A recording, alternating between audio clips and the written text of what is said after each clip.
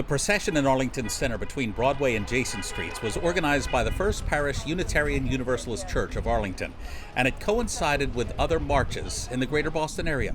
We're at a place that people are recognizing the cumulative, and just important that it doesn't happen anymore to anyone. And I don't know that George Floyd, I think it was just that it was so, that we saw it, right? I think it was that we saw it, and we saw it in a way that people haven't seen before, or as many people haven't seen.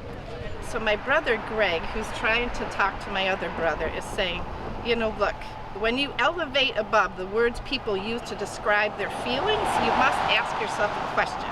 Do you want peace and love and joy in the world? Yes, we all do. Racial harmony must exist to achieve that. That's why everything we're going through right now is a healing process. People attending this rally today, and indeed many people across the nation, believe that the best way now to move forward from this gross injustice is to fuel their resolve with optimism. We've all learned through our history that values change through generations that preach acceptance and outright reject the tenets of discrimination.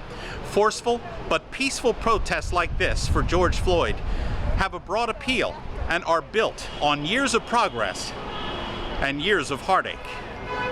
I think the demonstrations and protests have been more interracial, and I think the young people are much more ahead of me when I was a young person.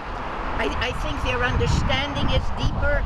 I think their commitment is deep. I don't know if the word is deeper. They're organized, and they're really smart. I guess I have to hope, and I have to put my hope in them. You know, the problem has been going on for a lot longer than the last couple weeks, and it's heartening to see this many people out, and I think it's important to keep showing up. And it's important to acknowledge that there's been a lot of people doing this work for a lot longer than this group of folks has been out marching. And so this is an amazing next step, and also we want to make sure we're honoring all the great activists who've come before us, including all the amazing people who started the Black Lives Matter movement and folks before them for the last 400 years.